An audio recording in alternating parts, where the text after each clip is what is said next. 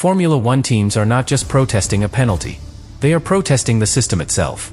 A podium was taken away over a tiny pit lane speed reading. Then the sport admitted there was a measurement problem, restored one result, left another driver's race impossible to repair, and triggered a legal fight involving McLaren, Mercedes, Alpine, and Red Bull. That is not normal controversy. That is a warning sign. Because if the official system can punish a team in seconds, but cannot fully fix the damage when the system is wrong, then every Grand Prix result becomes fragile. And the most dangerous part is this.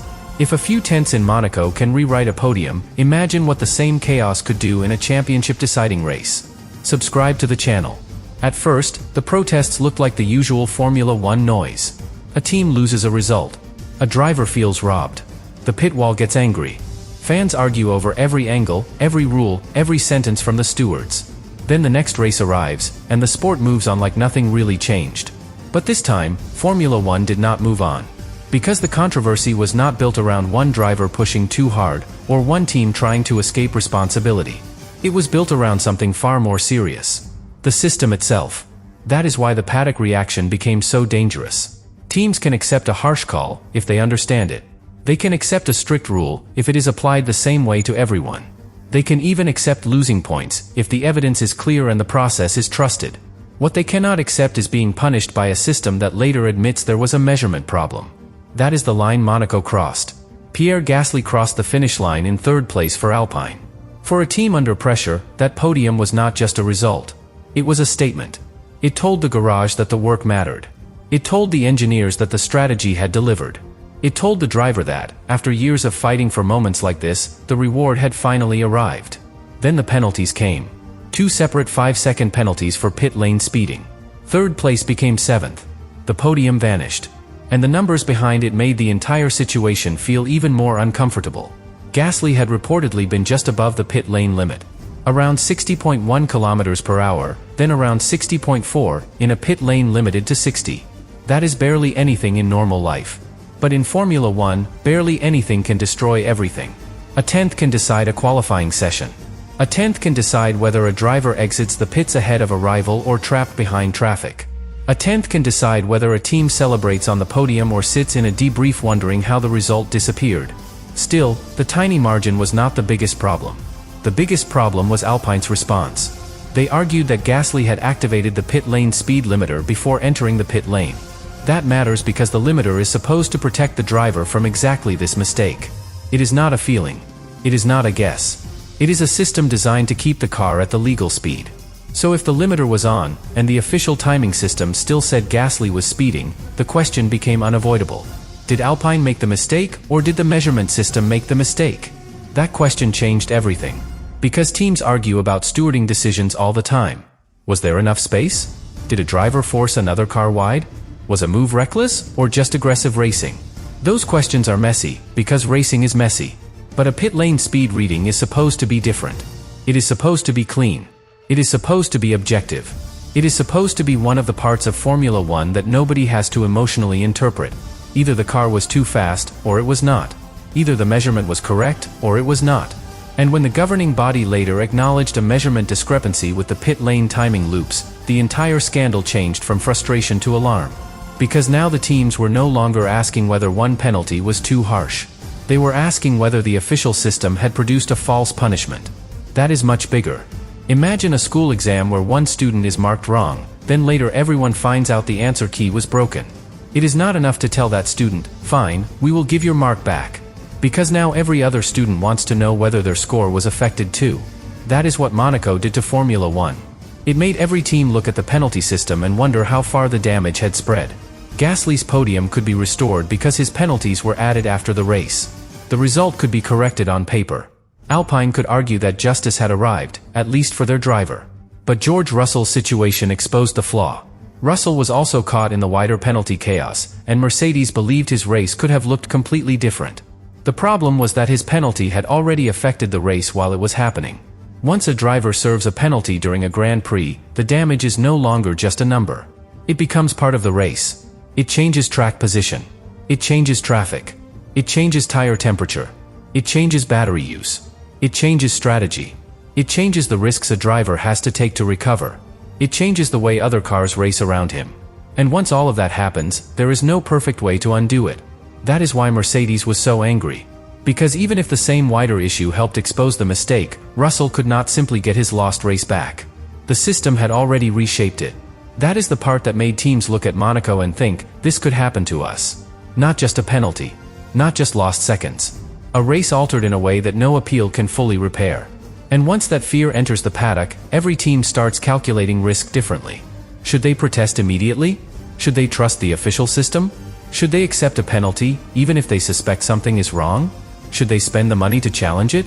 Should they stay quiet and hope the damage is not fatal? There is no clean answer. And that is why the protests became a sign of something deeper than anger. They became a sign that trust was breaking down. McLaren saw the reinstatement of Gasly and raised another problem. If Gasly gets third place back, then drivers who had been moved up because of the original penalties move back down again. Oscar Piastri was part of that reshuffle. That meant a correction for Alpine could become a new sporting grievance for McLaren. So McLaren filed an appeal. That is important, because it shows how impossible the situation became. One team said the original penalty was unfair. Another team said the correction was unfair. And both arguments could make sense.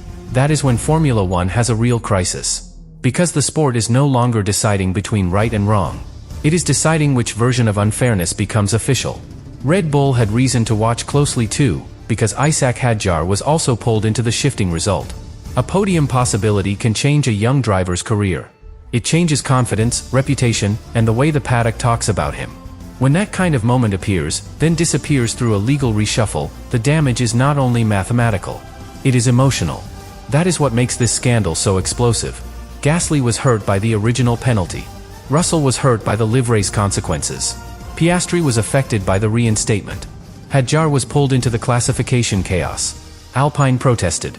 Mercedes explored its options. McLaren appealed. Red Bull was dragged toward the fight. And all of it came from one terrifying weakness. The system could punish faster than it could repair. That is why this was not just another Formula One controversy. It was a warning about the structure of the sport. Because if a penalty is wrong, but only some damage can be fixed, then the final result is no longer pure justice. It becomes damage control.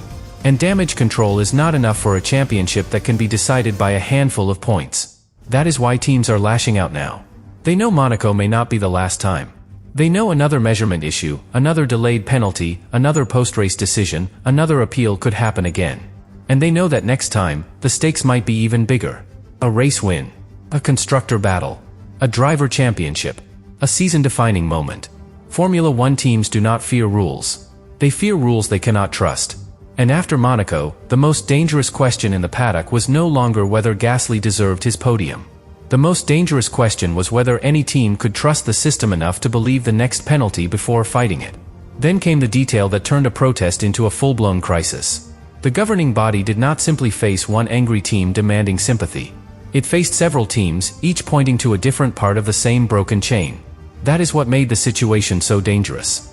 If only Alpine had complained, the story could have been framed as one team fighting for its podium. If only Mercedes had complained, it could have been framed as one team frustrated about a lost result. If only McLaren had complained, it could have been framed as a rival protecting its own position. But when every angle of the case creates a different protest, the issue is no longer emotional. It is structural. Alpine's position was clear.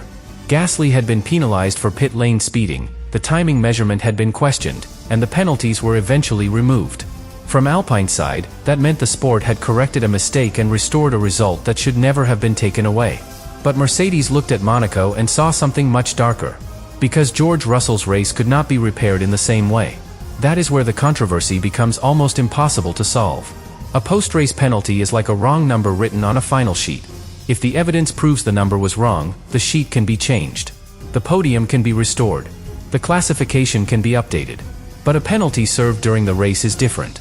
It is like being forced to take the wrong road during a journey, then being told hours later that the instruction was incorrect. You cannot magically arrive at the destination you would have reached. The traffic changed. The timing changed. The entire route changed. That is what happened to Russell's race. Once the penalty affected him during the Grand Prix, every following moment became connected to that mistake. The cars around him changed. His strategy changed. His chance of scoring changed. His rhythm changed. The race he should have had disappeared into a version that no appeal could fully recreate. And that is why Mercedes' frustration matters. Because it exposed the weakness the whole paddock feared. The system could admit a problem, but still be unable to make everyone whole. That is not just a sporting inconvenience. That is a credibility problem. If a team loses because it was slower, it can accept that. If a team loses because it chose the wrong strategy, it can analyze that. If a driver loses because he made a mistake, he can carry that. But if a team loses because the official system created a penalty that cannot later be repaired, then the team is not just beaten. It is trapped. And no serious team will accept that quietly. McLaren's protest made the puzzle even harder. Because from McLaren's point of view, restoring Gasly was not a simple act of justice. It also changed the positions of other drivers who had inherited places after the original penalties. Oscar Piastri was part of that reshuffle, and McLaren had a reason to ask whether the correction had created a new unfair outcome. That is the brutal part. One correction can become another controversy. One fixed result can damage another team. One restored podium can remove a moment from someone else. And once that happens, Formula One is not solving a problem anymore. It is choosing which problem it can live with. McLaren's argument centered on fairness, consistency, and the integrity of competition. Those words may sound polished, but the meaning is direct.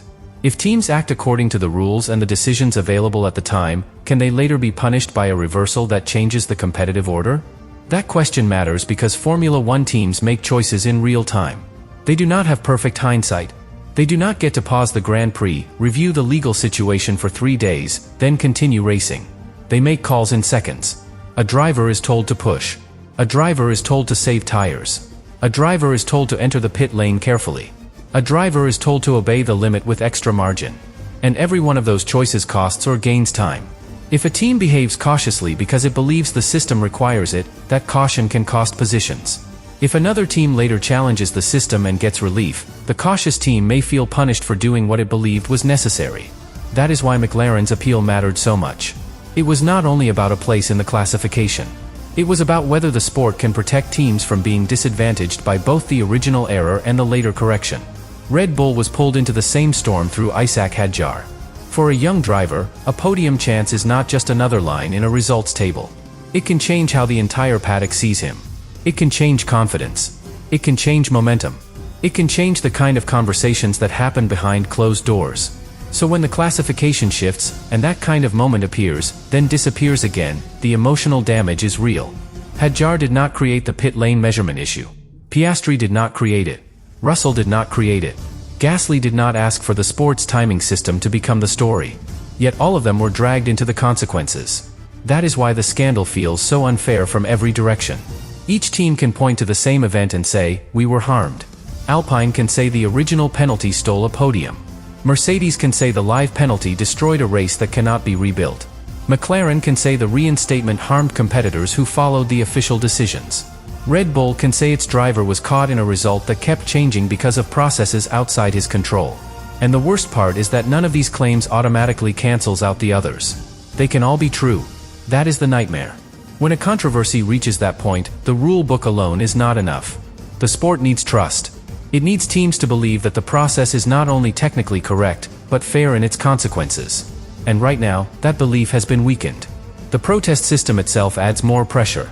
The cost of filing a protest jumped from €2,000 to €20,000. The logic is obvious. The sport wants to stop pointless challenges. It does not want every frustrated team turning every weekend into a courtroom. But the danger is just as obvious. A higher fee does not only block weak protests. It can also discourage legitimate ones. For the biggest teams, €20,000 may not stop a fight. But for smaller teams, the message still matters. Challenging an official decision has become far more expensive, even when the decision may be wrong.